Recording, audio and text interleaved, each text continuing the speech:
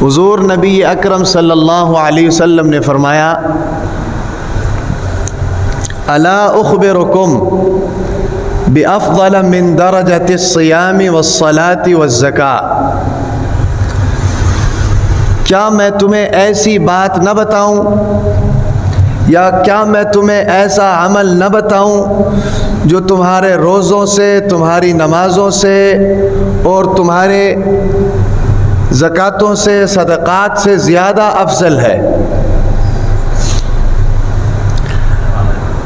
اب حضور نبی اکرم صلی اللہ علیہ وسلم کا جو انداز تربیت ہے نا جی، وہ بڑا ہی نرالا ہے۔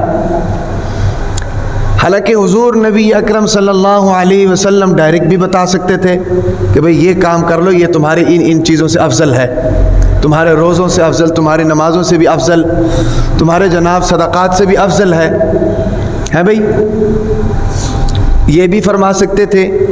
لیکن حضور نبی اکرم صلی اللہ علیہ وسلم نے یہ نہیں فرمایا۔ آپ طریقے کو دیکھیں، اندازہ کریں۔ حضور نبی اکرم صلی اللہ علیہ وسلم نے سب سے پہلے فرمایا کہ الا اخبرکم بافضل من صدقتی والصیام والصلاۃ، کیا میں تمہیں ایسی چیز کی خبر نہ دوں جو تمہاری ان چیزوں سے افضل ہے۔ علماء فرماتے ہیں کہ حضور نبی اکرم صلی اللہ علیہ وسلم بعض مرتبہ یہ طریقہ کار اس لیے اختیار فرماتے تھے تاکہ سننے والے کے دل کے اندر اس چیز کی طلب پیدا ہو جائے۔ سمجھ آ رہی کہ نہیں؟ طلب کو پیدا کرنے کے لیے، ظاہر بات ہے جب انسان کے اندر طلب پیدا ہوتی ہے نا جی، انسان اس کام کو جس کی طلب پیدا ہو رہی ہے اس کو انتہائی توجہ کے ساتھ کرتا ہے۔ سمجھ آ رہی کہ نہیں؟ اس کے اندر کسی قسم کی غلطی کی، کسی قسم کی کوتاہی کی، کسی قسم کی سستی کی گنجائش اس کے اندر نہیں ہوتی ہے۔ تو حضور نبی اکرم صلی اللہ علیہ وسلم سب سے پہلے طلب پیدا فرمایا کرتے تھے۔ سمجھ آ رہی کہ نہیں؟ طلب پیدا فرمانے کے لیے اس قسم کی باتیں حضور نبی اکرم صلی اللہ علیہ وسلم فرماتے تھے۔ اور یاد رکھیں، طلب ایک ایسی چیز ہے، طلب انسان کے اندر بے چینی پیدا کر دیتی ہے۔ طلب انسان کے اندر بے چینی پیدا کر دیتی ہے۔ کسی بھی چیز کی طلب ہے، چاہے وہ نیکی کی طلب ہو، چاہے وہ گناہ کی طلب ہو، کوئی بھی طلب ہو وہ انسان کے اندر بے چینی پیدا کر دیتی ہے۔ بے چینی کیوں پیدا کرتی ہے؟ بے چینی پیدا کرتی ہے اس چیز کے حصول کے لیے جس چیز کی طلب ہو رہی ہے۔ سمجھ آ رہی کہ نہیں؟ یہاں پر اکثر یہ جو نشئی حضرات یہاں پھرتے رہتے ہیں، آپ لوگ اکثر مشاہدہ کرتے ہیں، ان کو جب نشہ نہیں ملتا ہے تو ان کی طلب بڑھ جاتی ہے، تو ان کی کیا حالت ہوتی ہے؟ یا جو ہاسپٹل یہاں پر علاج کرتے ہیں اس قسم کے لوگوں کا، جو نشئی لوگ ہوتے ہیں، وہاں پر آپ کبھی جا کر دیکھ لیں کہ ایک آدمی کو 5 6 لوگوں نے پکڑا ہوتا ہے۔ وہ طلب جب پوری نہیں ہوتی نا تو ان کا جسم ریئیکٹ کرتا ہے۔ ظاہر بات ہے ایک چیز اس کے خون میں رچ بس گئی ہے، اس کی طبیعت کے اندر رچ بس گئی ہے بھئی۔ تو جب وہ طلب اس کی پوری نہیں ہو رہی ہے بھئی، اس کو وہ چیز میسر نہیں آ رہی، تو اس چیز کو حاصل کرنے کے لیے طبیعت کے اندر بے چینی پیدا ہو رہی ہے۔ سمجھ آ رہی کہ نہیں؟ تو یہ جو طلب ہے نا جی، طلب یہ انسان کے اندر بے چینی پیدا کر دیتی ہے۔ کسی بھی چیز کی طلب جو ہے یہ انسان کے اندر بے چینی پیدا کر دیتی ہے۔ رمضان المبارک میں آپ لوگ مشاہدہ کرتے ہیں، ہاں آپ ٹھیک ہے، سب کو کھانے کی طلب ہوتی ہے بھئی۔ کھانا بھی ایک نشہ ہے۔ نشہ کس کو کہتے ہیں؟ بیسیکلی نشہ کس کو کہتے ہیں؟ نشہ ہر اس چیز کو کہتے ہیں جس کی عادت ہوتی ہے۔ پنجاب کے لوگوں کو تو کھانے کی کافی زیادہ عادت ہے، اس لیے پنجاب کی اکثریت روزہ بھی نہیں رکھتی ہے۔ سمجھ آ رہی کہ نہیں؟ تو ہر وہ چیز جس کی عادت ہوتی ہے نا جی، اس کو نشہ کہتے ہیں۔ ضروری نہیں ہے کہ وہ نشہ دماغ کو فارغ کر دے، ہر وہ چیز جس کی عادت پڑ جاتی ہے۔ مثلا بعض لوگوں کو چائے پینے کی عادت ہے، ہوتا ہے کہ نہیں؟ صبح چائے نہیں پیتے تو سر میں درد ہوتی ہے، حالانکہ چائے کے اندر کوئی سر درد کی گولی تو نہیں ہوتی، حالانکہ چائے پینے سے نیند نہیں آنی چاہیے، لیکن جن لوگوں کو عادت ہے وہ چائے نہ پیے تو ان کو نیند نہیں آتی، ان کو چائے دو تو ان کو نیند آئے گی۔ کیوں؟ جس کی طلب ہو رہی ہے وہ ان کو ملنی چاہیے۔ سمجھ آ رہی کہ نہیں؟ تو بیسکلی یہ جو نشہ ہے نا جی، نشہ کہتے ہیں ایک طرح سے عادت کو، کسی بھی چیز کی عادت ہے. جس طرح پنجاب کے لوگوں کو کھانے کی عادت ہے، اس لیے اکثریت رمضان میں روزہ نہیں رکھتے ہیں. تو جو لوگ روزہ رکھتے ہیں ان کو کتنی بھوک لگتی ہے، خاص کر سردیوں کے رمضان میں تو بھوک زیادہ لگتی ہے. بھوک لگتی ہے کہ نہیں؟ اور گرمیوں کے روزے ہو تو پیاس لگتی ہے. اب وہ بھوک برداشت کرنا، وہ پیاس برداشت کرنا اور پھر اس کی طلب کا پیدا ہونا، یہ انسان کو بے چین کر دیتی ہے. یہ انسان کو بے چین کر دیتی ہے. اس لیے تو اللہ تعالیٰ نے اس کا اتنا بڑا اجر رکھا ہوا ہے کہ یہ بندہ میری وجہ سے بھوکا ہے، یا یہ بندہ جو ہے میری وجہ سے پیاسا ہے، یہ میری وجہ سے جناب ان کاموں سے بھی رکا ہوا ہے جو اس کے لیے حلال تھی. سمجھ آ رہی بات کی؟ تو طلب جو ہے نا جی، یہ انسان کے اندر بے چینی پیدا کر دیتی ہے. تو حضور نبی اکرم صلی اللہ علیہ وسلم یہ بات اس لیے فرمایا کرتے تھے کہ سب سے پہلے آگے جو بات کرنی ہے اس بات کے لیے صحابہ اکرام کے دلوں کے اندر طلب پیدا ہو جائے، خواہش پیدا ہو جائے. کیونکہ صحابہ اکرام جو تھے نا جی، سب سے زیادہ دین کے بارے میں صحابہ اکرام کے اندر طلب تھی، دین کو حاصل کرنے کے لیے اور اس پر عمل کرنے کے لیے. سمجھ آ رہی کہ نہیں؟ تو اس طلب کو پیدا کرنے کے لیے حضور نبی اکرم صلی اللہ علیہ وسلم اس طرح کی باتیں کیا کرتے تھے. اور پھر صحابہ اکرام بڑے اہتمام کے ساتھ حضور نبی اکرم صلی اللہ علیہ وسلم کی ان باتوں کو بھی سنا کرتے تھے اور اس پر عمل کر کے بھی دکھایا کرتے تھے. اور دین کی حصول کی طلب کا مظاہرہ بھی کیا. اصل مسئلہ آج یہ ہے نا جی، ہمارے اندر دنیا کی ہر چیز کی طلب موجود ہے، ایک دین کی طلب نہیں ہے. دنیا کی ہر چیز کی طلب ہمارے اندر موجود ہے، ایک دین کی طلب ہمارے اندر موجود نہیں ہے، دینی تعلیمات کی طلب ہمارے اندر موجود نہیں ہے. سمجھ آ رہی کہ نہیں؟ صحابہ کرام کے اندر یہ خصوصیت تھی کہ ان کے اندر دین کی طلب تھی. حضرت حنظلہ رضی اللہ تعالی عنہ، ان کا بڑا مشہور واقعہ ہے. ایک مرتبہ حضرت حنظلہ رضی اللہ تعالی عنہ پریشانی کے عالم میں حضور نبی اکرم صلی اللہ علیہ وسلم کے پاس آئے اور فرمائے کہ یا رسول اللہ نافق حنظلہ، حنظلہ تو منافق ہو گیا. اب حضور نبی اکرم صلی اللہ علیہ وسلم بڑے پریشان ہوئے کہ بھئی حنظلہ کیا کہہ رہے ہو؟ پوچھا کہ بھئی حنظلہ ہوا کیا ہے، آپ اس طرح کی بات کیوں کر رہے ہیں؟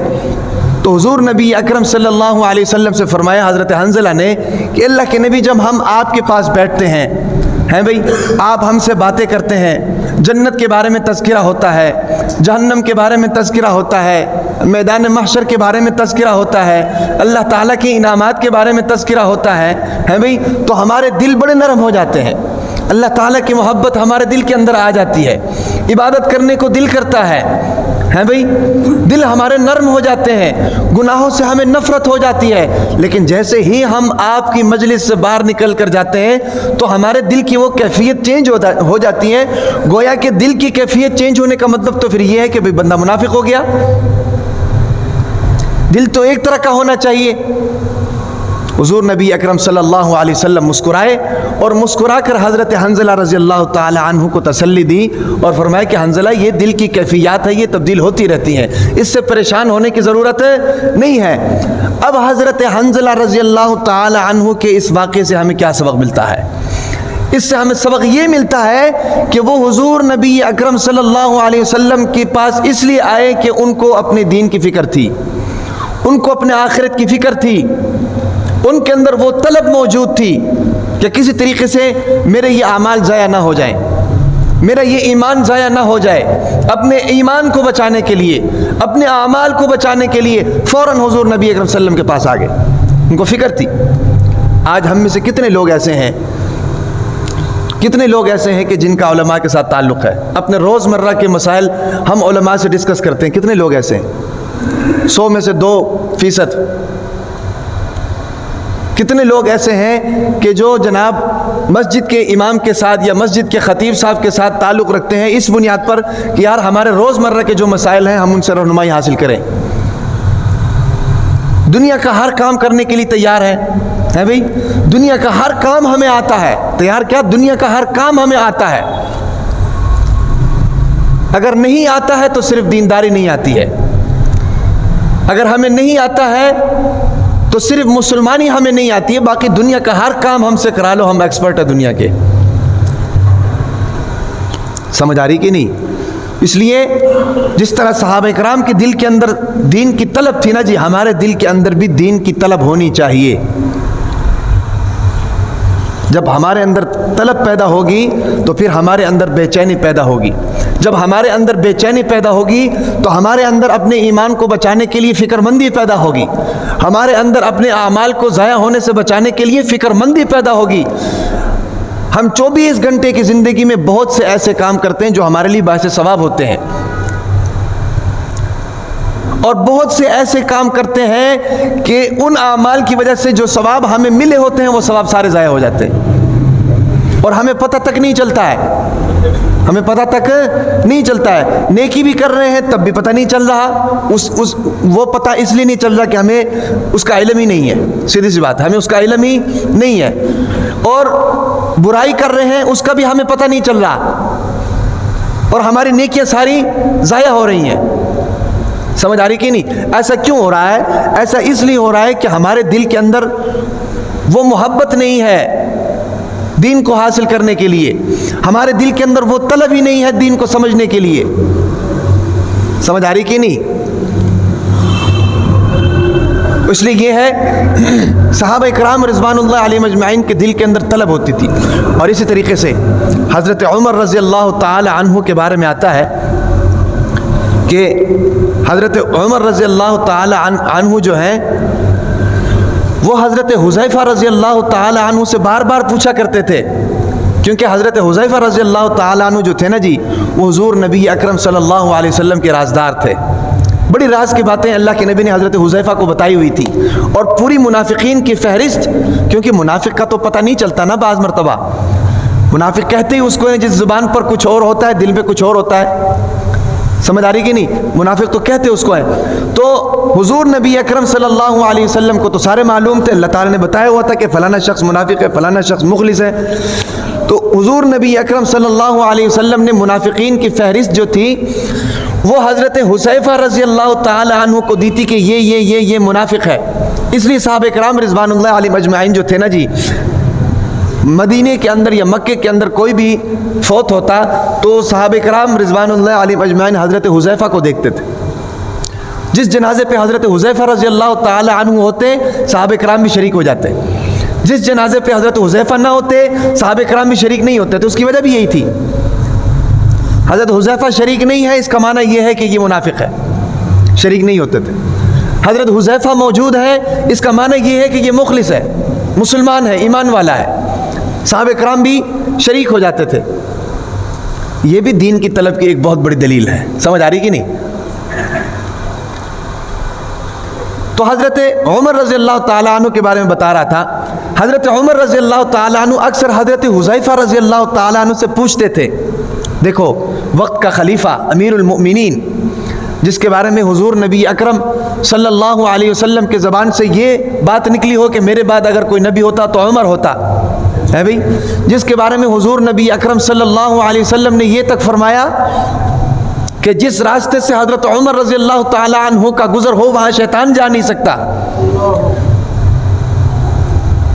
نبی کا صحابہ کرام کے ساتھ کتنی مرتبہ مشورہ ہوا اور اس مشورے میں جو بات یا جو رائے حضرت عمر رضی اللہ تعالی عنہ کی ہوتی اللہ تعالیٰ کی طرف سے اس کی تائید آتی. اتنے بڑے صحابی. سمجھ آ رہی کہ نہیں؟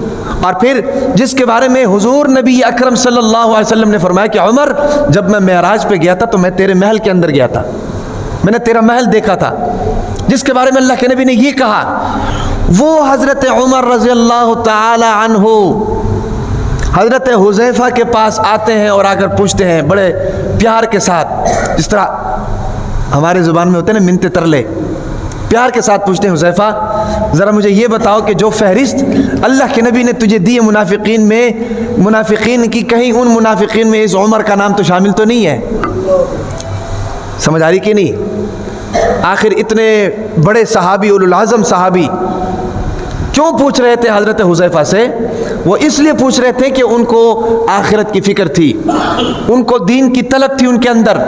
سمجھ آ رہی کہ نہیں؟ اپنے ایمان کی فکر تھی اور اپنے اعمال کی فکر تھی. جس کی وجہ سے ان سے یہ اعمال سرزد ہوتے تھے.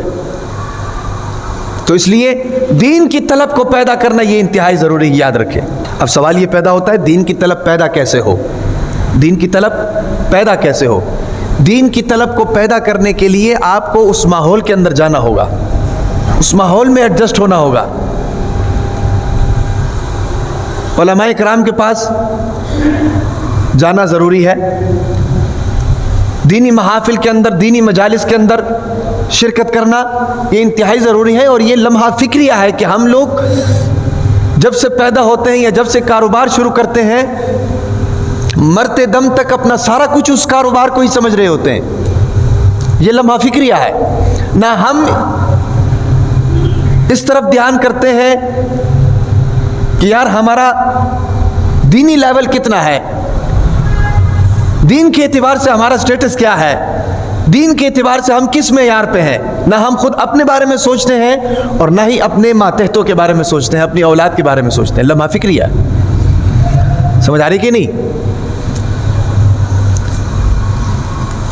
پچھلے جمعے میں نے بیان کیا تھا اور اس میں یہ بات کی تھی کہ ہمیں اپنے مقصد تخلیق کو سمجھنا چاہیے. مقصد تخلیق کو، ہمارا مقصد تخلیق کاروبار کرنا نہیں ہے. معذرت کے ساتھ مقصد تخلیق جو ہے کاروبار کرنا نہیں ہے، معاملات کرنے نہیں ہے، شادی بیاہ کرنا ہمارا مقصد تخلیق نہیں ہے. ہمارا مقصد تخلیق عبادت ہے. اولاً وما خلقت الجن والانس الا ليعبدون. باقی یہ جو سارے دنیا کے جھنجٹ اور معاملات ہیں نا جی، یہ اللہ تعالیٰ کی طرف سے اجازت ہے ہمیں. سمجھ آ رہی کہ نہیں؟ یہ عین انصاف کا تقاضا تھا کہ اگر اللہ تعالیٰ یہ حکم کر دیتے کہ بھئی تمہیں بنایا میں نے عبادت کے لیے، تم کاروبار کیوں کر رہے ہو؟ تمہیں بنایا میں نے عبادت کے لیے، تم جناب شادی بیاہ کیوں کر رہے ہو؟ تمہیں بنایا میں نے عبادت کے لیے، تم معاملات کیوں کر رہے ہو؟ تمہارا کیا کام ہے؟ بلکہ اللہ تعالیٰ نے یہ نہیں فرمایا. اللہ تعالیٰ نے اپنی طرف سے یہ ایک ریلیف دیا ہے کہ بھئی آپ کو اپنی عبادت کے لیے. ایک حدیث ہے جس کا مفہوم ہے کہ اللہ تعالیٰ یہ چاہتے تھے کہ مجھے کوئی پہچانے. اللہ تعالیٰ نے اپنی پہچان کے لیے انسان کو بنایا.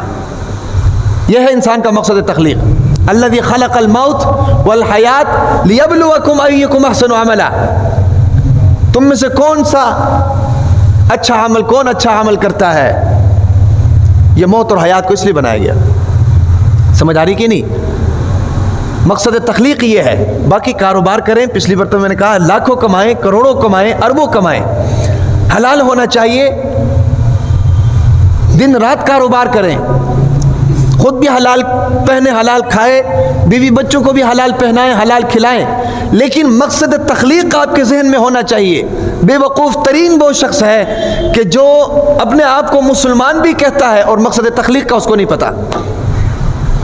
بھئی ایک ماں جو ہے اپنے بچے کو پیسے دیتی ہے، بیٹا جاؤ باہر سے صابن لے کر آؤ، ہے بھئی، یا باہر سے جا کر 1 کلو چاول لے کر آؤ، جس طرح ہمارے گھروں میں ہوتا ہے.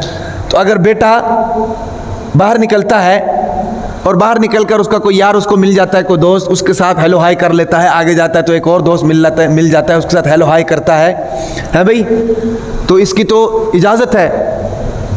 نہ والدین کی طرف سے کوئی روک ٹوک ہوتی ہے، نہ اخلاقاً نہ شرعاً کوئی ناجائز ہے. دوست مل گیا، اس سے گپ شپ لگا لی ہے بھئی، یہاں تک تو جائز ہے اس کے لیے. لیکن اگر وہ بچہ جو ہے اس کام کو بھول جائے جو اس کی ماں نے اس کا حکم دیا ہے، جس کے لیے اس کی ماں نے اس کو پیسے دیے ہیں، تو وہ بچہ بے وقوف ہے. بعض دفعہ ہوتا ہے نا جی، بچہ پیسے لے کے باہر نکلا، جو وہ غائب ہو گیا، پتہ ہی نہیں چل رہا. صبح پیسے دیے ہیں، کھانے کا ٹائم بھی چلا گیا، کھانا بھی نہیں بنا. خیر آج کل تو گیس بھی نہیں آ رہی، اتنے میں گیس بھی چلی گئی اور بچہ کھانے کا ٹائم نکل گیا، گیس چلی گئی، پھر آ رہا ہے. تو اس کو کیا کہیں گے؟ اس کو بے وقوف نافرمان بچہ کہیں گے. عقل مند وہ ہے کہ جو اپنی ماں کے حکم کی بھی فرما برداری کر رہا ہے، اپنے معاملات بھی ساتھ ساتھ نپٹا رہا ہے اور ٹائم پہ سودا سلف لا کر دے رہا ہے. اس کو پتہ ہے کہ میری ماں نے مجھے یہ پیسے دیے، کس لیے دیے. سمجھ آ رہی کہ نہیں؟ تو اللہ تعالیٰ نے جو ہمیں دنیا کے اندر بھیجا ہے نا جی، دنیا کے اندر ہم کمائیں حلال طریقے سے، کوئی ناجائز نہیں ہے. دکانداری کریں، حلال طریقے سے دکانداری کریں، لیکن مقصد تخلیق ہمارے ذہن میں ہونا چاہیے. جیسے اذان ہوئی دکان بند, سمجھ آ رہی کہ نہیں؟ جیسے اذان ہوئی کاروبار بند. اسی کو کہتے ہیں مسلمانی, سمجھ آ رہی کہ نہیں؟ اور اسی کو کہتے ہیں ایمانی زندگی.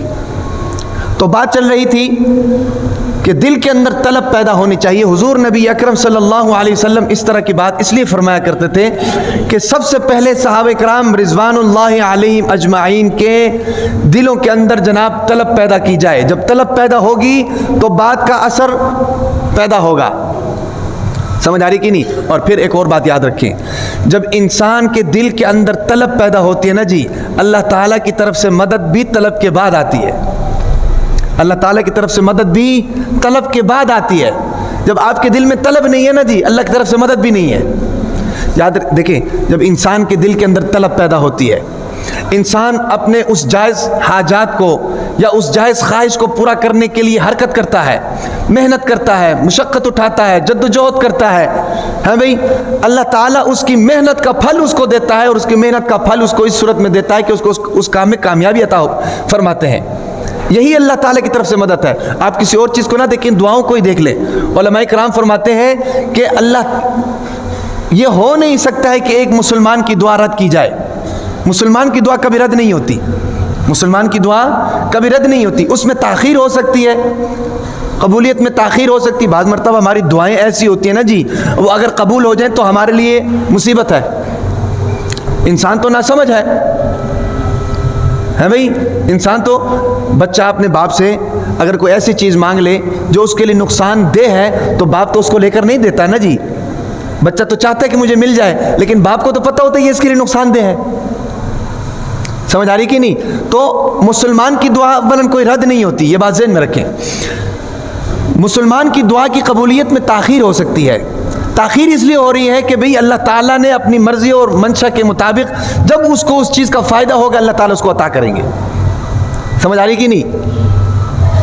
اور یا اگر اس کو نہ ملے تو قیامت کے دن جو اللہ تعالیٰ اس کو ذخیرہ کریں گے وہ اتنا زیادہ کریں گے کہ انسان قیامت کے دن تمنا کرے گا کہ یار میری کوئی دعا بھی قبول نہ ہوتی, جتنا اللہ تعالیٰ نے مجھے آج یہاں پر انعام دے دیا ہے, اجر دے دیا ہے اس دعا کے قبول نہ کرنے کی وجہ سے. ٹھیک ہے کہ نہیں؟ دعا صرف اس شخص کی رد ہوتی ہے جس کے اندر طلب نہ ہو. سمجھ آ رہی بھائی بات کی؟ جب طلب ہوتی ہے تب دعا قبول ہوتی ہے, تب اللہ کی طرف سے مدد آتی ہے.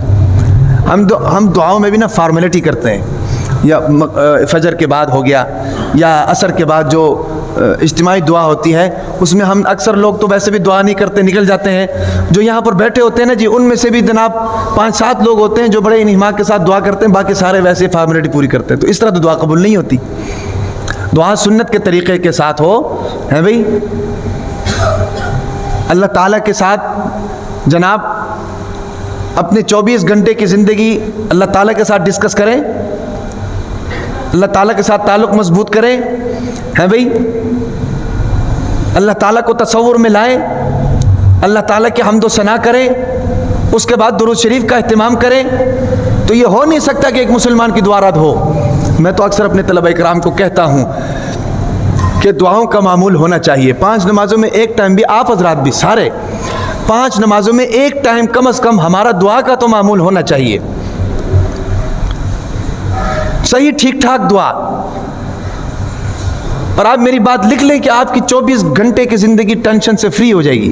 ویسے تو دنیا میں تو ٹینشن ملتی ہے, لیکن جو بلا وجہ کی ٹینشنز ہیں نا جی, ہماری اپنی کرتوتوں کی وجہ سے, اللہ تعالیٰ 24 گھنٹے کی زندگی میں ہماری فالتو کی جو ٹینشنز ہیں وہ سارے ختم کر دیں گے. سمجھ آ رہی کہ نہیں؟ بات یہ چل رہی تھی کہ اللہ تعالیٰ کی جو مدد ہے وہ طلب کے بعد آتی ہے. خلوص دل کے ساتھ جب آپ طلب پیدا کریں گے تو اللہ تعالیٰ کی مدد آئے گی. تو حضور نبی اکرم صلی اللہ علیہ وسلم اس طرح کی بات اس لیے فرمایا کرتے تھے کہ صحابہ کرام کے دل کے اندر طلب پیدا ہو جائے, اس بات کا اثر صحابہ کرام کے دل کے اندر طلب پیدا ہو جائے. اب جب حضور نبی اکرم صلی اللہ علیہ وسلم نے یہ فرمایا نا جی, الا اخبرکم بافضل من درجۃ الصدقۃ والصلاۃ والصیام, کہ میں تمہیں ایک ایسا عمل نہ بتاؤں جو تمہارے روزوں سے, تمہارے جناب نمازوں سے اور تمہارے جناب صدقات سے بھی زیادہ افضل ہے. تو صحابہ کرام تو چونک گئے. صحابہ کرام پہلے ہی ہر عمل کرنے کے لیے تیار رہتے تھے اللہ کی رضا کے لیے، اور نبی کے حکم پر جناب مر مٹنے کے لیے ہم وقت تیار رہتے تھے۔ اور جب یہ والی بات سامنے آ گئی کہ بھئی ہم تو ساری رات جو نفل نماز پڑھ رہے ہیں، سارا دن جو روزے رکھ رہے ہیں، اور جناب صدقات کا اہتمام کر رہے ہیں، حضور نبی اکرم صلی اللہ علیہ وسلم ایسا عمل ہمیں بتانا چاہتے ہیں جو ان سے بھی بڑھ کر، تو صحابہ کرام چونک گئے۔ چونکنے کی وجہ کیا تھی؟ وجہ یہ تھی کہ ان کو تو پتہ تھا کہ بھئی ایک نفل نماز جو ہے اس کا اجر کتنا ہے، ان کو تو پتہ تھا کہ نفلی صدقات کا اجر کتنا ہے، ان کو تو پتہ تھا کہ نفلی روزوں کا اجر کتنا ہے، نفلی نماز کا اجر اتنا ہے۔ حضور نبی اکرم صلی اللہ علیہ وسلم نے فرمایا کہ انسان کو اللہ تعالیٰ کا سب سے زیادہ قرب جو ہے وہ نفلی نمازوں کی وجہ سے ملتا ہے۔ سب سے زیادہ قرب جو ہے بندے کا اللہ تعالیٰ کے ساتھ نفلی نمازوں کی وجہ سے ہوتا ہے۔ سمجھ آ رہی کہ نہیں؟ اتنا اجر نفلی نماز کا ہے۔ اور نفلی صدقے کا کیا اجر ہے؟ حضور نبی اکرم صلی اللہ علیہ وسلم نے فرمایا کہ جو شخص نیک نیتی کے ساتھ اللہ تعالیٰ کی رضا کے لیے اللہ تعالیٰ کے راستے پر صدقہ کرتا ہے، اللہ تبارک و تعالیٰ 700 گنا اجر اس شخص کے کھاتے میں لکھ دیتے ہیں۔ اتنا اجر اس نفلی صدقے کا ہے۔ اور روزے کا تو ایسا اجر ہے کہ روزے کا اجر اللہ تعالیٰ نے انسان کو بتایا ہی نہیں ہے۔ روزے کا اجر اللہ تعالیٰ نے انسان کو بتایا ہی نہیں ہے۔ یوں سمجھے وہ ہمارے لیے ایک سرپرائز ہے۔ کیا ہے؟ ہم لوگ سرپرائز دیتے ہیں نا جی ایک دوسرے کو، سرپرائز ہے۔ اور روزے کا اجر اللہ تبارک و تعالیٰ خود انسان کو دیتے ہیں، اور اللہ تعالیٰ نے اس کا اجر انسان کو بتایا کیوں نہیں ہوا؟ وہ اس لیے نہیں بتایا ہوا کہ وہ ہماری کیلکولیشن میں نہیں آ سکتا ہے، وہ ہمارے وہم و گمان میں نہیں آ سکتا ہے۔ سمجھ آ رہی کہ نہیں؟ وہ ہمارے دماغوں میں نہیں آ سکتا ہے اس کا اجر۔ اب یہ صحابہ کرام رضوان اللہ علیہم اجمعین نے حضور نبی اکرم صلی اللہ علیہ وسلم سے ان کے بارے میں فضیلتیں سنی ہوئی تھیں، اور جب پھر حضور نبی صلی اللہ علیہ وسلم نے یہ فرمایا کہ ان سے بھی زیادہ اجر والی چیز میں تمہیں نہ بتاؤں کہ اس پر عمل کر کے جناب تم ان سے بھی زیادہ اجر کما سکتے ہو۔ یہاں پر ایک اور میں بات آپ کو بتاؤں، یہ باتیں سن کر نا بعض مرتبہ ہم لوگ غلط فہمی میں چلے جاتے ہیں، یاد رکھیں ان عبادات سے مراد نفلی عبادات ہیں، کہیں فرض نمازوں کو نہ چھوڑ دینا، کہیں بعد میں فتویٰ مولوی پہ نہ لگا دینا کہ مولوی نے کہا تھا کہ یہ کام کرو، روزے سے افضل ریاض رمضان کے روزے نہیں رکھنے ہیں۔ پہلے ہی ہمارے روزوں میں بڑی سستیاں ہیں، پھر رمضان کے روزے بھی چھوڑ کے بیٹھ جاؤ، وہ سارا ملبہ مولوی کے اوپر۔ اس لیے میں بتا رہا ہوں، یہ جو اعمال بتائے نا حضور نبی اکرم صلی اللہ علیہ وسلم نے، یہ جو عبادات ہیں اس سے مراد نفلی عبادات ہیں، نفلی روزہ، نفلی نمازیں اور نفلی صدقات۔ سمجھ آ رہی کہ نہیں؟ نفلی نماز سے اتنا اجر ملتا ہے کہ بندہ اللہ کے قریب ہو رہا ہے، تو فرض سے کتنا ملے گا؟ نفلی صدقے سے اتنا اجر ملتا ہے کہ 700 گنا اللہ تعالیٰ بندے کو دیتے ہیں بھائی، تو زکوٰۃ پر کتنا ملے گا؟ نفلی روزے پر اتنا اجر ہے تو فرض روزے پر کتنا ملے گا؟ سمجھ آ رہی کہ نہیں؟ یہ کوئی کم انعام نہیں ہے۔ تو اس لیے حضور نبی اکرم صلی اللہ علیہ وسلم نے صحابہ کرام سے جب یہ کہا نا جی ان سے بھی زیادہ اجر والا عمل ہے، تو صحابہ کرام چونک گئے۔ چونکنے کی وجہ یہ تھی کہ ان کو پتہ تھا کہ ان اعمال کا کیا اجر ہے۔ تو جب اللہ کے نبی نے یہ فرمایا نا تو صحابہ کرام نے فرمایا کہ قالوا بلا، اے اللہ کے نبی آپ ہمیں ضرور بتائیں، آپ ہمیں ضرور بتائیں۔ اب دیکھیں اللہ کے نبی نے طلب بھی پیدا کر لی ہے بھائی، اللہ کے نبی نے اس کے بدلے میں جو عبادتیں ہیں وہ بھی بتا دیں۔ اب صحابہ کرام رضوان اللہ علیہم اجمعین کے دلوں کے اندر طلب بھی پیدا ہو گئی، جستجو بھی پیدا ہو گئی، شوق بھی پیدا ہو گیا ہے بھائی، اور اللہ کے نبی سے پوچھ بھی لیا کہ اللہ کے نبی آپ ہمیں ضرور بتائیں۔ تو پھر اللہ کے نبی نے بتایا، اور وہ عمل کون سا ہے؟ اور وہ عمل یہ ہے کہ اصلاح ذات البین۔ اللہ کے نبی نے فرمایا کہ آپس میں صلح کرو، آپس میں جھگڑوں کو ختم کرو، آپس کے اندر ناچاکیوں کو ختم کرو۔ اور آج یہ ہمارے ہر گھر کی کہانی ہے، ہمارے ہر گھر کی کہانی ہے، آپس میں لڑائی جھگڑے دنگا فساد۔ اور اس حوالے سے ایک اور میں بات آپ کو بتاؤں، یہ جو ہمارے گھروں کے اندر جھگڑے ہوتے ہیں نا جی، اس کی بہت سی وجوہات ہیں، بہت سی وجوہات ہیں، لیکن ان میں سے ایک اور وجہ بھی ہے، مین وجہ یہ ہے کہ ہم لوگوں کو اپنے غصے کے اوپر کنٹرول نہیں ہے، ہم لوگوں کو اپنے غصے کے اوپر کنٹرول نہیں ہے۔ یاد رکھیں کہ غصہ جو ہے نا جی، یہ انسان کا فطری عمل ہے، اللہ تعالیٰ نے انسان کے فطرت کے اندر رکھا ہوا ہے غصہ، لیکن اس کو یوٹیلائز شریعت کے دائرے کے اندر رہ کر کرنا چاہیے۔ سمجھ آ رہی کہ نہیں؟ دین کے دائرے کے اندر رہ کر اس کو یوٹیلائز کرنا چاہیے، اس سے ہم بچ نہیں سکتے ہیں، اس کو ہم اپنے جسم سے نکال نہیں سکتے ہیں۔ سمجھ آ رہی ہے؟ جس طرح بھوک انسان کا فطری عمل ہے، ہاں بھئی، خواہشات کا پیدا ہونا انسان کا فطری عمل ہے، شہوات کا آ جانا یہ انسان کا فطری عمل ہے، بیمار ہو جانا یہ انسان کا فطری عمل ہے، صحت مندی یہ انسان کا فطری عمل ہے، ہاں بھئی، یہ ساری چیزیں انسان کی فطرت کے ساتھ جڑی ہوئی ہیں نا جی، انسان کی جبلت کے ساتھ جڑی ہوئی ہیں، انسان کی بناوٹ کے ساتھ جڑی ہوئی ہیں، ان ساری چیزیں کے مجموعے کا نام انسان ہے۔ اسی طریقے سے یہ جو غصہ ہے نا جی، یہ انسان کا فطری عمل ہے، یاد رکھیں۔ دنیا میں کوئی انسان ایسا نہیں جس کو غصہ نہ آتا ہو، اگر ایسا ہے تو پھر وہ انسان نہیں ہے۔ سمجھ آ رہی کہ نہیں؟ اور اللہ تعالیٰ نے جتنے بھی فنکشنز انسان کے جسم کے اندر رکھے نا جی، ان فنکشن کے استعمال کرنے کا طریقہ بھی بتایا۔ یہ نہیں کہ اللہ تعالیٰ نے غصہ رکھا ہے اس کا طریقہ نہ بتایا، استعمال کرنے کا طریقہ نہ بتایا ہو، خواہشات رکھی ہیں ان کو پورا کرنے کا طریقہ نہ بتایا ہو۔ سمجھ آ رہی کہ نہیں؟ ایسا نہیں ہے۔ سمجھ آ رہی کہ نہیں؟ ہر چیز کو اللہ تعالیٰ نے جو جو چیز انسان کے دل کے اندر رکھی ہے، انسان کے جسم کے اندر رکھی ہے نا جی، اس کو یوٹیلائز کرنے کا طریقہ بتایا ہے۔ یہ جو شہوات، خواہشات پیدا ہوتی ہیں، اس کے طریقے، حلال طریقے اللہ تعالیٰ نے بتائے۔ تو اس میں سے ایک غصہ ہے کہ جو ہمارے جھگڑوں کی بنیاد بنتی ہے، جھگڑوں کی بنیاد بنتی ہے۔ تو غصہ ایک فطری چیز ہے، اور اس کا استعمال شریعت کے حدود کے دائرے کے اندر رہ کر ہونا چاہیے۔ جب اس کا استعمال ہم شریعت کے حدود کے دائرے کے اندر رہ کر کریں گے نا جی، یہ ہمارے لیے فائدہ مند چیز ہے، نقصان دہ چیز نہیں ہے۔ یہ نقصان دہ اس وقت ہوتی ہے جب ہم اس کو شریعت کے خلاف استعمال کرنا شروع کر دیتے ہیں۔ کوئی بھی چیز، مثلاً آپ بھوک کو لے لیں، آپ بھوک کو لے لیں، بھوک جب لگتی ہے تو ہم کھانا کھاتے ہیں، ہمارا پیٹ بھرتا ہے کہ نہیں، صحت ملتی ہے کہ نہیں، جسم کے اندر توانائی آتی ہے کہ نہیں، لیکن ہم اس کو اگر اپنا آخری کھانا سمجھ کر کھائیں تو پھر بندہ بیمار ہوتا ہے کہ نہیں، ہو جاتا ہے کہ نہیں؟ یا مفت کا کھانا ہمیں مل جائے، ہے بھئی، یارو دوستوں نے دعوت کر لی، آج کل تو ویسے بھی سردیوں کے موسم ہے، دمبا کڑھائی ہو گیا جناب، مچھلی ہو گئی، یہ تو چلتے رہتے ہیں۔ کسی دوست نے دعوت کر لی، ہاں بھئی، مفت کا کھانا مل گیا تو ہم اس کو اپنا آخری کھانا سمجھ کر کھاتے ہیں۔ تو جب آخری کھانا سمجھ کر کھائیں گے تو پھر ظاہر بات ہے اس کی تو کوئی لمٹ نہیں ہوگی۔ سمجھ آ رہی کہ نہیں؟ وہی چیز ہماری صحت کے لیے نقصان دہ ہوتی ہے کہ نہیں؟ ہوتی ہے۔ سمجھ آ رہی نا؟ اگر ہم اس کو شریعت کے دائرے کے اندر رہ کر کریں گے تو ہمارے لیے فائدہ مند ہے، اور اگر ہم اس کو شریعت کے خلاف استعمال کریں گے تو ہمارے لیے نقصان ہے۔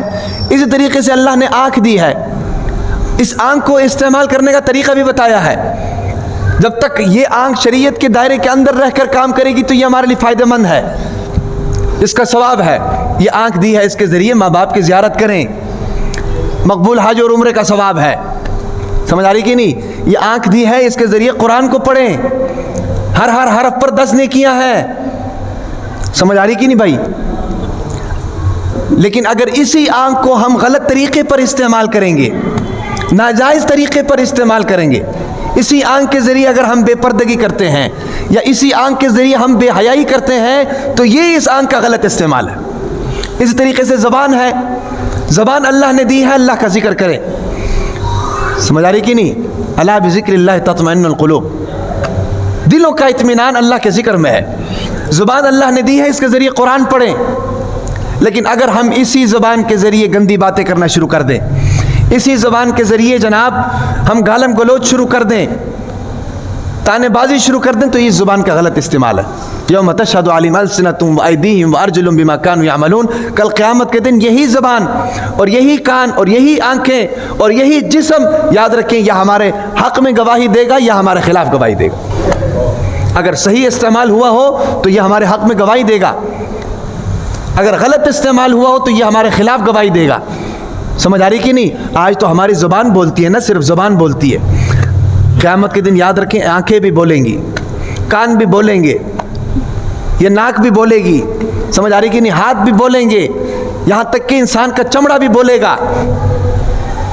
سمجھ آ رہی کہ نہیں؟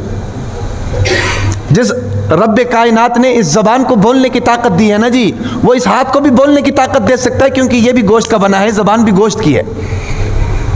سمجھ آ رہی بات کی کوئی نہیں؟ تو گھروں کے اندر جو لڑائیاں ہو رہی ہیں، دنگے فساد ہو رہے ہیں، اس کی بہت سی وجوہات ہیں. ان میں سے ایک وجہ غصہ. سمجھ آ رہی بات کی؟ غصہ ایک فطری عمل ہے، اس کو شریعت کے دائرے کے اندر رہ کر کرنا چاہیے. جب شریعت کے دائرے کے اندر رہ کر کریں گے تو فائدہ ہے، لیکن اگر شریعت سے باہر نکل کر کریں گے تو اس کا نقصان. پہلا نقصان اس کا کیا ہوتا ہے؟ سب سے پہلا نقصان اس کا یہ ہوتا ہے کہ آپس میں رشتوں کا تقدس ختم ہو جاتا ہے. آپس میں رشتوں کا تقدس ختم ہو جاتا ہے. دو بھائی آپس میں لڑ رہے ہیں، دو بھائی آپس میں لڑ رہے ہیں، دونوں آپس میں ایک دوسرے کو ماں بہن کی گالی نکال رہے ہیں. بتاؤ کیا رشتہ ہے ان کا؟ آخر یہ نوبت یہاں تک کیوں پہنچی ہے؟ دونوں کی ماں ایک ہے، دونوں کا باپ ایک ہے، آپس میں مشت و گریبان ہے، ماں بہن کے ایک دوسرے کو گالی نکال رہے ہیں. کیا ایک سلیم الفطرت آدمی یہ دیکھ کر کہہ سکتے کہ یہ دونوں بھائی ہیں؟ نہیں کہہ سکتا ہے. کیوں آخر یہ نوبت یہاں تک پہنچتی ہے؟ یہ نوبت اس لیے یہاں تک پہنچتی ہے کہ غصے کا غلط استعمال. سمجھ آ رہی بات کی؟ دو بھائی آپس میں لڑ رہے ہیں، دونوں کے ماں باپ ایک ہیں. لڑائی کس پر ہو رہی ہے؟ وراثت کے مال کے اوپر. باپ مر گیا ہے، مال اس کا پڑا ہے. بہن تو دور کی بات ہے نا، اس کو تو دینا ہی نہیں ہے. ہمارے معاشرے میں بہن کو تو وراثت ملتی نہیں ہے، بیٹی کو تو ملتی نہیں ہے بدقسمتی سے. بھائی آپس میں کتے بلوں کی طرح لڑ رہے ہیں. کیوں لڑ رہے ہیں بھائی؟ بہت سی وجوہات ہو سکتی ہیں. اسلامی تعلیمات کی کمزوری، باپ کی تربیت نہیں، وہ اسلامی تربیت نہیں، یہ اپنی جگہ مسلم ہے. لیکن مین وجہ کیا ہے؟ غصے کا غلط استعمال. تو پہلا نقصان اس کا یہ ہوتا ہے کہ رشتے جو ہے نا جی ختم ہو جاتے ہیں، رشتوں کا تقدس ختم ہو جاتا ہے، رشتوں کی حرمت ختم ہو جاتی ہے، رشتوں کی حیا ختم ہو جاتی ہے. سمجھ آ رہی کہ نہیں؟ اور پھر اس کے جسمانی بڑے نقصانات ہیں. جتنے بھی آپ دیکھ لیں اپنے معاشرے کے اندر، اپنی فیملیز کے اندر، اپنے رشتہ داروں کے اندر، جتنے بھی لوگ ایسے ہیں جن کی طبیعت میں غصہ زیادہ ہے نا جی، ان کو جسمانی تکلیف بہت زیادہ ہوتی ہے. کبھی کسی بیماری نے پکڑ لیا، کبھی کسی بیماری نے پکڑ لیا، کبھی کسی بیماری نے پکڑ لیا، کبھی کسی. کیوں بھائی؟ کیونکہ غصے کی وجہ سے ان کے اندر حسد پیدا ہوتا ہے، غصے کی وجہ سے ان کے اندر لالچ پیدا ہوتی ہے، غصے کی وجہ سے ان کے اندر بغض پیدا ہوتا ہے، غصے کی وجہ سے ان کے اندر کینہ پیدا ہوتا ہے.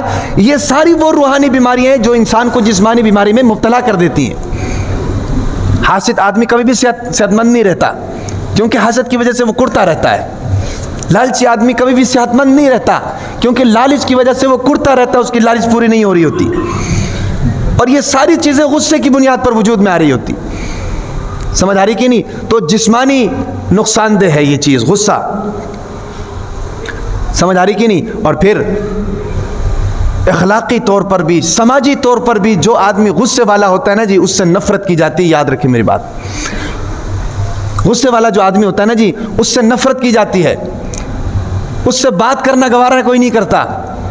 بامر مجبوری اگر کوئی بات کرنے تو وہ بھی بامر مجبوری اس سے بات کی جاتی، خوش طبعی کے ساتھ بات اس سے نہیں کی جاتی. پھر ایک وقت ایسا آ جاتا ہے کہ وہ اپنے معاشرے کے اندر تنہا ہو جاتا ہے.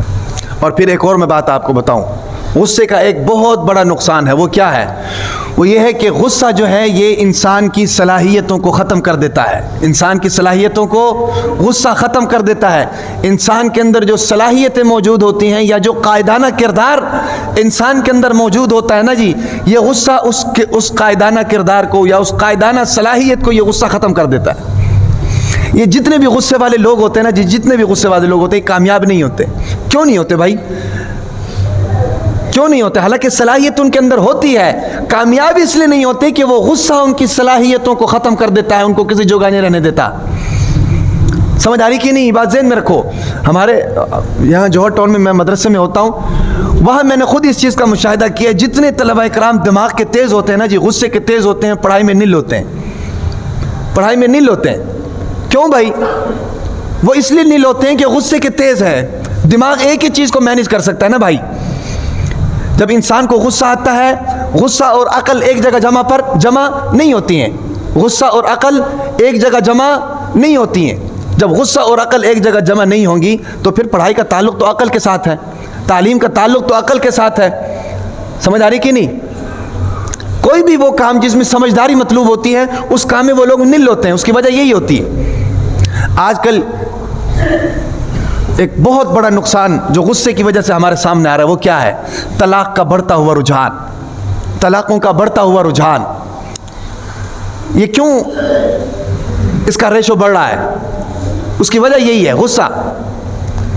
شوہر کو غصہ آ گیا، بیوی کی بات برداشت نہیں ہے، فوراً طلاق دے دی. گویا کہ ہم لوگوں نے بیوی کو انسان ہی نہیں سمجھا، عورت کو انسان ہی نہیں سمجھا، فوراً طلاق دے دی. اب غصے کی حالت میں اس کو سمجھ تو نہیں آ رہی، جیسے میں نے بھی بتایا غصے کی حالت میں اس کو سمجھ تو نہیں آ رہی. جب سمجھ نہیں آ رہی تو اس نے طلاق دے دی. اب جب اس کا غصہ ٹھنڈا ہو گیا، غصہ ٹھنڈا ہونے کے بعد پھر اس کا دماغ ٹھکانے آیا، یار اے میں کی کیتا ہے، یہ میں نے کیا کیا ہے. پھر جب اس کی عقل ٹھکانے آتی ہے تو پھر جناب وہ سوچتا ہے یار یہ تو مجھ سے بہت بڑی غلطی ہو گئی ہے. پھر اگر سلیم الفطرت ہے تو پھر شریعت کا جو طریقہ ہے، شریعت کا جو قانون ہے اس پر عمل کرتا ہے. اگر ایمانی کمزوری اس کے اندر موجود ہے، روحانی کمزوری اس کے اندر موجود ہے تو یہ ساری باتیں چھپا دیتا ہے. اسی طریقے سے زندگی چلتی ہے، اسی طریقے سے حرام کام ہوتا ہے، اسی طریقے سے اولاد نکلتی ہے، اسی طریقے سے جناب اولاد بڑھتی ہے، وہ سارا معاشرے کے لیے وبال بنتی ہے. ان ساری چیزوں کے پیچھے وجہ کیا ہے؟ غصہ. شیطان کی مجلس لگتی ہے ایک جگہ پر، شیطان کی مجلس لگتی ہے سمندر کے اوپر. وہاں شیطان جو شتونگڑے ہوتے ہیں نا جی، یہ اپنی کارگزاریاں سناتے ہیں. ایک شتونگڑا آتا ہے، حضرت میں نے یہ کیا ہے. شیطان اس کو کہتا ہے شاباش ٹھیک ہے تو نے ٹھیک ہے کیا ہے بس. دوسرا آتا ہے میں نے یہ کیا ہے، ٹھیک ہے تو نے بھی ٹھیک کیا. تیسرا آتا ہے میں نے یہ کیا، ٹھیک ہے تو نے بھی ٹھیک کیا. آخر میں ایک شتونگڑا آتا ہے، وہ کہتا ہے کہ حضرت بات یہ ہے کہ دو میاں بیوی بڑے ہنسی خوشی رہ رہے تھے، بڑی محبت تھی آپس میں، ایک دوسرے کے حقوق کا بڑا خیال کر رہے تھے. میں نے ان کے درمیان جناب ایسی تیری لگائی کہ ان کے آپس میں طلاق ہو گئی. شیطان جناب کھڑا ہو جاتا ہے، تو نے جو کام کیا ہے نا جی کسی نے بھی نہیں کیا. تو آج کے بعد میرا جانشین ہے، تو آج کے بعد میرا جانشین ہے. کیوں اتنا خوش کیوں ہوتا ہے شیطان؟ اس کی وجہ یہی ہوتی ہے کہ شیطان کو تو پتہ ہے کہ بھئی یہ دو خاندان آپس میں ٹوٹ گئے ہیں، دو رشتے آپس میں ٹوٹ گئے ہیں، تعلقات آپس میں ٹوٹ گئے ہیں، اتحاد آپس میں ٹوٹ گیا ہے، اتفاق آپس میں ٹوٹ گیا ہے. اب اگر نہیں رہتے ہیں تو تب بھی گزارا نہیں، اگر رہتے ہیں تو تب بھی گزارا نہیں. سمجھ آ رہی کہ نہیں؟ اور پھر ہمارے معاشرے میں جو شادیوں کا ماحول ہے اس میں جناب ایک غریب آدمی اپنے بچے کی شادی کرنے کے لیے جناب پوری زندگی لگا دیتا ہے اور پھر جا کر اوکھا سوکھا ہو کر اپنی بیٹی کو جناب ودا کرتا ہے. اور پھر اس بیٹی کو اگر طلاق ہو جائے تو پھر اس پر کیا گزرے گی؟ اور پھر ان کا نتیجہ کیا ہوتا ہے؟ اس کا نتیجہ یہی ہوتا ہے کہ وہ اسی طریقے سے رہنا شروع کر دیتے ہیں. پھر اس کے نتیجے میں جو اولاد ہوتی ہے تو اس کو کیا کہیں گے؟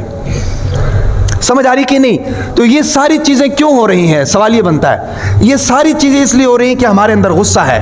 گھروں کے اندر جو جھگڑوں کی بنیاد ہے بیسکلی وہ غصہ ہے. اس غصے کو کنٹرول کرنا، اور غصہ تو شریعت نے اللہ تعالیٰ نے فطرت میں رکھا ہے، اس کو آپ ختم نہیں کر سکتے ہیں. اس سے بچنے کا واحد حل یہ ہے کہ اس کو شریعت کے دائرے کے اندر رہ کر یوٹیلائز کریں. اب شریعت نے غصے کو کنٹرول کرنے کے بارے میں کیا ہدایات دی ہیں؟ حضور نبی اکرم صلی اللہ علیہ وسلم نے فرمایا کہ پہلوان وہ نہیں ہے جو سب سے زیادہ طاقتور ہے، پہلوان وہ ہے جو اپنے غصے پر زیادہ کنٹرول کرتا ہے. ظاہر بات ہے غصہ کتنی طاقتور چیز ہے، کیا کچھ نہیں کرا رہی ابھی جو بتایا سارا کچھ. اس کے اوپر کنٹرول کرنا آسان کام تو نہیں ہے.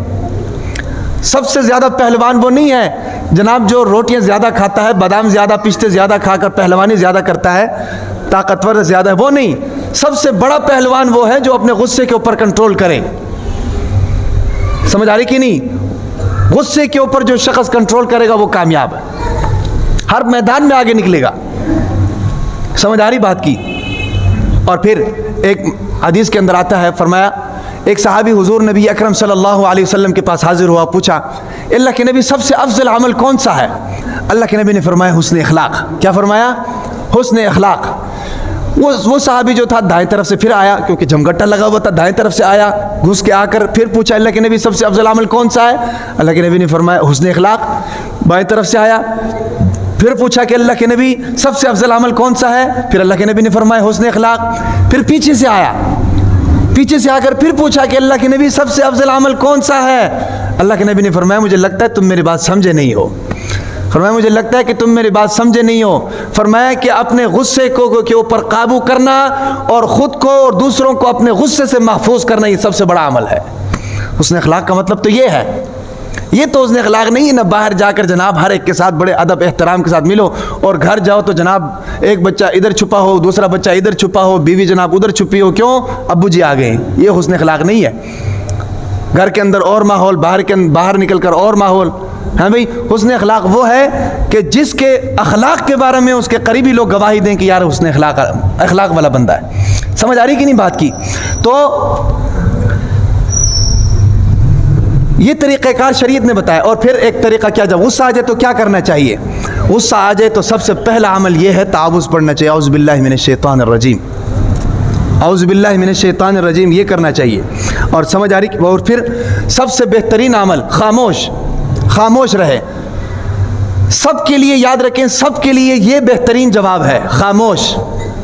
اگر آپ خاموش نہیں رہیں گے نا تو آپ اگلے کو جواب دینے کے چکر میں غصے میں آ جائیں گے۔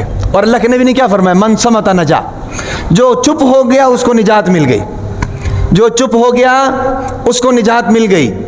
اور عقل مند لوگوں کی نشانی یہ ہوتی ہے، وہ خاموش رہتے ہیں، بلا وجہ بک بک نہیں کرتے ہیں، اس لیے خاموش رہیں۔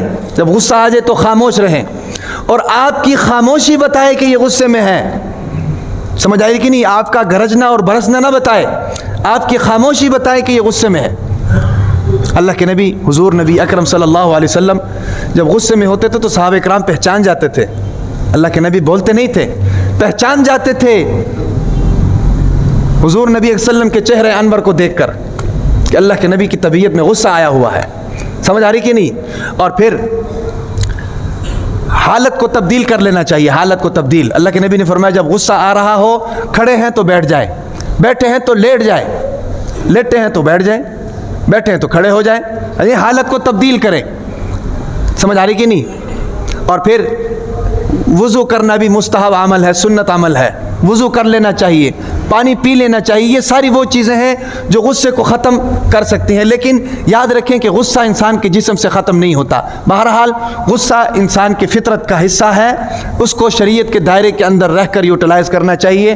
تو جو بات میں نے آپ کو بتائی تھی وہ یہ تھی، حضور نبی اکرم صلی اللہ علیہ وسلم نے فرمایا کہ سب سے بہترین عمل تمہارے نفلی روزوں سے بھی، تمہارے نفلی صدقات سے بھی، اور تمہارے نفلی جناب نمازوں سے بھی وہ کیا ہے؟ اصلاح ذات البین، آپس میں ایک دوسرے کے ساتھ صلح کرنا اور جھگڑوں کو ختم کرنا۔ جو دو شخص ناراض ہیں ان کو آپس میں جناب صلح کروانا، یہ سب سے بہترین عمل ہے۔ اللہ تبارک و تعالی عمل کی توفیق عطا فرمائے۔